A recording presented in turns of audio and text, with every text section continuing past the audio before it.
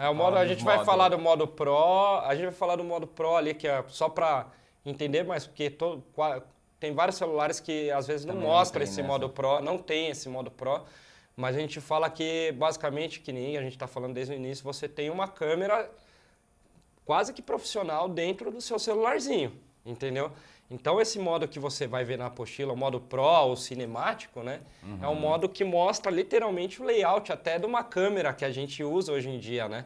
Ele simula a profundidade de campo que a câmera tem, né? Quando você tá com um diafragma... O diafragma é aquela irisinha que abre e fecha e ela lida diretamente com a luz, né? A entrada de luz e com a profundidade de campo. Então, quando você tem as coisas desfocadas lá atrás, que é bonitão, que é o que o celular faz com o modo cinemático, né? Sim, o modo sim. cinema, que tem em vários celulares. Simula exatamente esse lugar de ficar cinematográfico, sabe? De ter aquele buquê, né? Que também que a gente fala bonito, sabe? E ó, buquê não é buquê de noiva, né? O buquê que a gente diz, até mesmo pra galera entender, sabe quando o Michael aqui tá de frente e aí, sei lá, a gente fez uma imagem e aqui toda a luz ela abre assim, ó, você não vê a forma da luz, você vê só um espectro de luz, isso chama buquê. Bora trocar de lado aqui, por exemplo, aqui modo, vocês estão vendo aí, ó. Vou até gravar esse bonitão aqui, ó. Vamos fazer aqui, ó, que tem uns elementos no fundo, né? Então a gente consegue ter mais noção. Tá vendo que aqui tá tudo desfocado, ó? Isso aqui é o que a gente chama de profundidade de campo, né? Vamos focar lá, ó, o feijão desfocado agora. Que é diferente de você ter aqui, ó, no modo vídeo, a imagem toda focada, né? Você vê que essa profundidade de campo já não tem. Você consegue entender tudo que tá ali atrás com esse meninão bonitão aqui também. E aí, ó, uma coisa que acho importante também falar, ó, quando coloca no vídeo, vocês estão vendo aí comigo, aqui, ó, tá estourando o branco aqui no feijão. Então, eu sempre, quando você clica no celular, normalmente aparece esse solzinho que se você colocar para baixo ou para cima, ele mexe na intensidade de luz que tá entrando na imagem.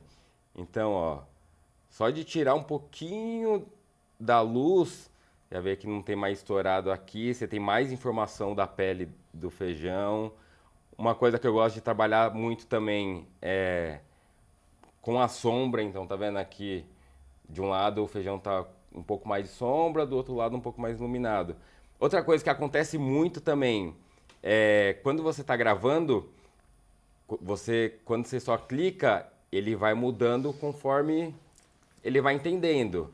Se você segura, ele vai bloquear tanto o foco quanto a questão da luz. Então aqui, mesmo que eu mude aqui o lado, ele está travado na configuração que eu fiz. Isso é uma coisa muito importante do que você simplesmente colocar no vídeo e sair gravando. Com certeza a sua imagem vai ter mais qualidade, vai estar mais bonita quando você vai lá e ajusta. Ajusta a imagem para ficar de uma maneira mais bonita, mais agradável. A questão também, que a gente tem bastante coisa na apostila, né, Fê? É das regras dos terços aqui, ó. Tá vendo que eu coloco de uma forma harmoniosa aqui, ó, essa regra dos terços. A gente mostra ali os pontos de interesse, né, que a gente fala. Então, o olho humano, ele tende a ir para alguns lugares, né?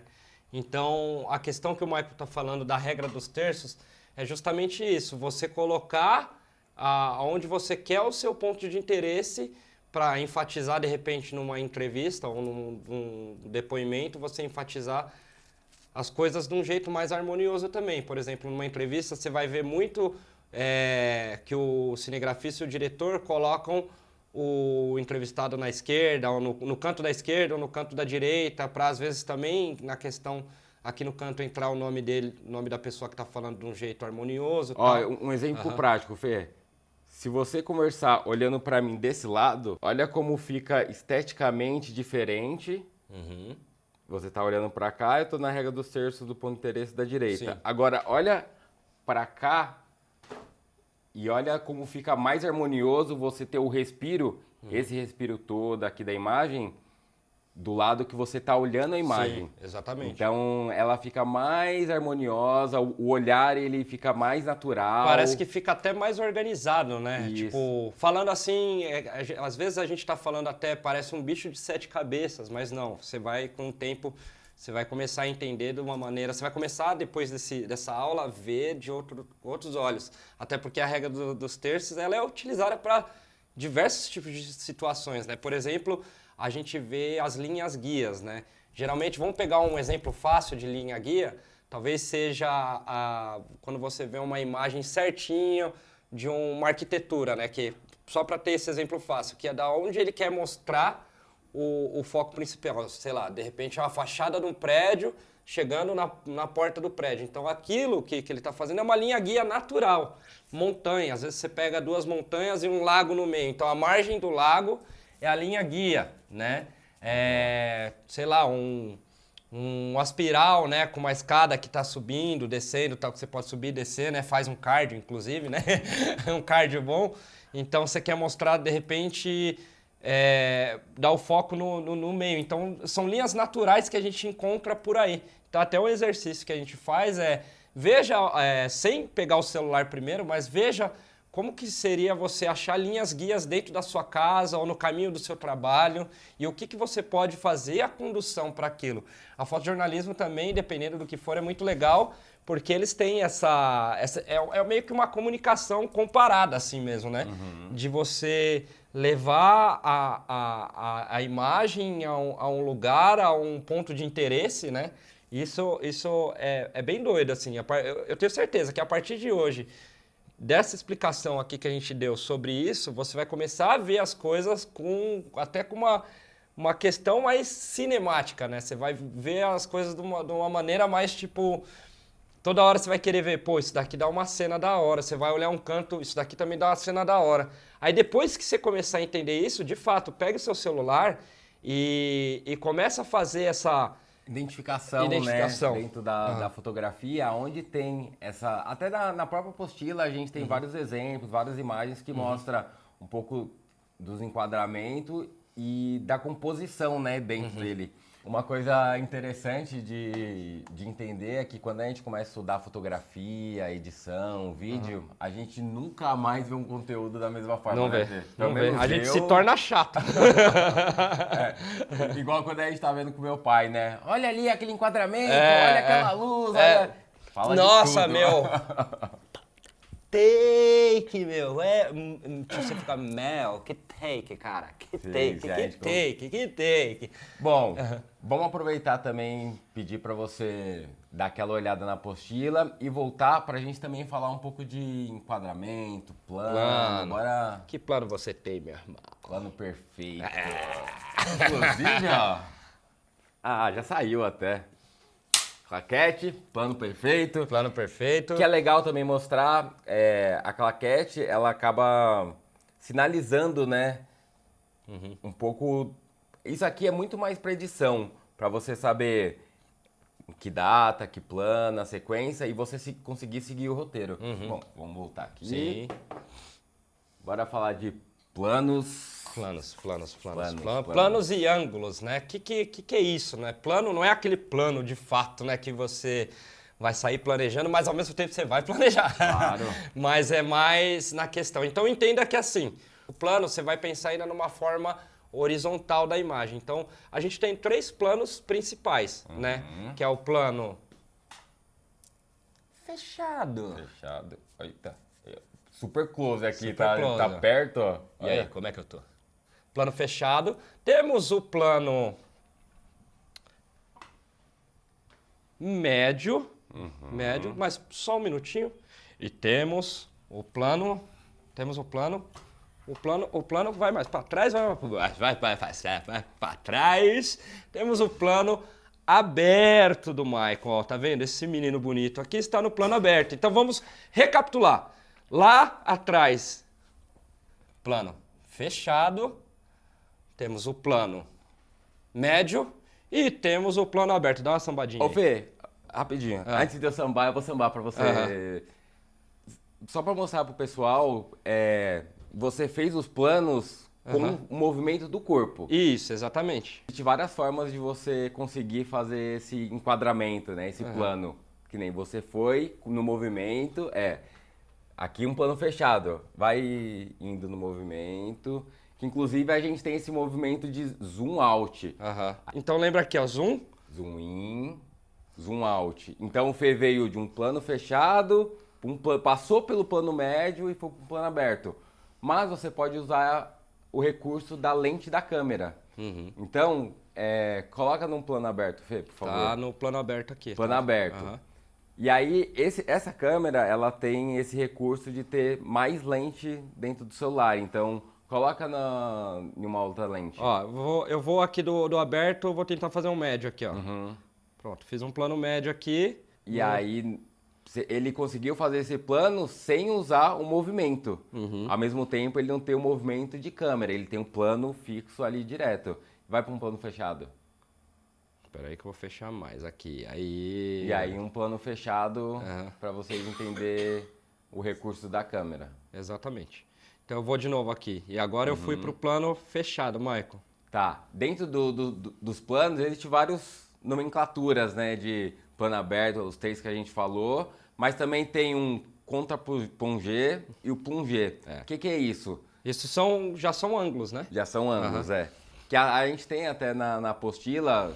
Inclusive, você pode pausar, ir lá dar uma olhada e voltar para cá para continuar entendendo.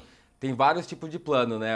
O plano zenital, que é de cima. O plano picado. Zenital e picado é a mesma de cima, cima, né? de cima. Quando você olha de cima, de cima para baixo. Podemos até fazer, né? Vamos fazer aqui, ó. Vamos tirar uma aqui. Eu vou sentar aqui. Na questão do ângulo... Né? Aqui a gente está num ângulo normal, num plano aberto, certo? Então, Michael, fala um plano para mim aí, para eu tentar adivinhar. Eu queria ir pro picado. Como que faz o picado? O picado tá aqui, ó. Esse é o plano picado. Lembrando, galera, o Michael até pode confirmar, tem muita gente que fala de nomenclaturas diferentes, né? Sim. Mas se você chegar e falar, eu tô fazendo o plano aqui de cima, o ângulo de cima também serve, entendeu? O ângulo de cima, o zenital, picado. Aqui.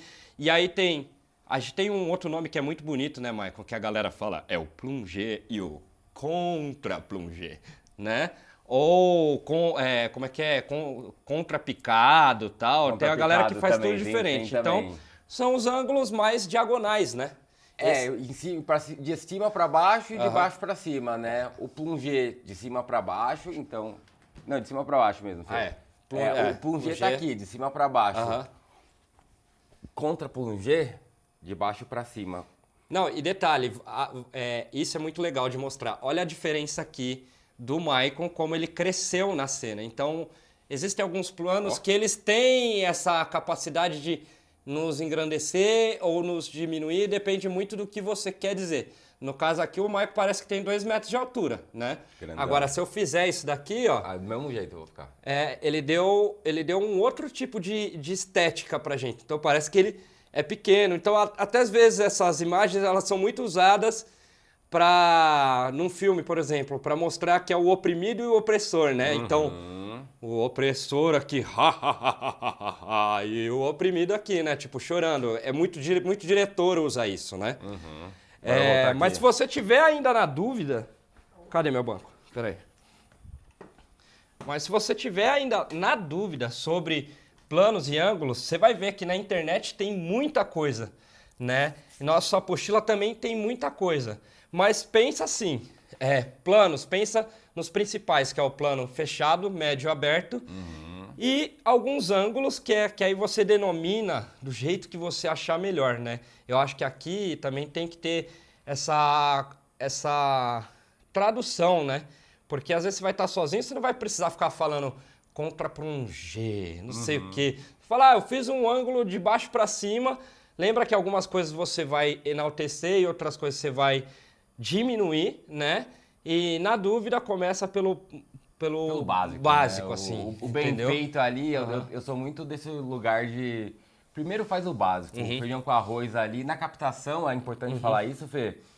é importante a gente fazer um plano geral, médio e fechado para a gente contar a história. Então, quando você usa na edição um plano aberto para um plano fechado, você tem mais fluidez no olhar de estar contando essa história do que ficar só num plano fechado, ou só num plano médio, ou só no aberto também, sabe? A gente tem que também entender os porquê que a gente está fazendo esses planos.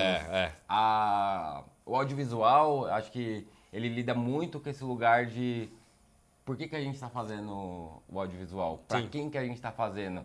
Mesmo que a gente está gravando para a gente mesmo, para ver depois, a gente tem que ter essa noção. Eu quero mostrar o lugar, porque imagina, vou gravar aqui o feijão, e aí você grava ele inteiro aqui, mas eu quero falar do estúdio. Ele tá falando do estúdio, eu nem mostro o estúdio. Exatamente. É importante poder ter um plano mais aberto, aberto. por exemplo. A gente volta na questão aqui, né? Aí sim, né, Michael? Por exemplo, aqui, ó, se eu tô com o feijão aqui, e aí eu quero falar sobre o estúdio, falar sobre o espaço. Não adianta ele tá falando e eu mostrando aqui. Eu preciso mostrar, tá num plano aberto, né? Exatamente. E isso acaba acontecendo sempre. Então presta bastante atenção. E até a gente pode até deixar um exercício assim na tua própria casa mesmo, com o seu celular. Liga ao seu celular e tente contar uma história para você. Se precisar, faça um breve roteirinho ali, uma roteirização, mas tenta achar esses planos dentro de casa, né? Porque aí não tem desculpa. Se tiver chovendo, se tiver tudo, só a única desculpa que vai ter é se acabar a luz se você tiver sem bateria. Mas de resto não tem desculpa. Vai fazer, sei lá, você gosta de culinária. Aprende então a fazer uns videozinhos com contexto de culinária. Então, como que você pode gravar a panela? Você pode gravar num ângulo aberto, você mostrar a receita ali, já num ângulo do picado, zenital. Então, é muito bonito em exatamente. gastronomia, quando você tá vendo aquela imagem de cima ali dos pratos, sabe? Ele é maravilhoso.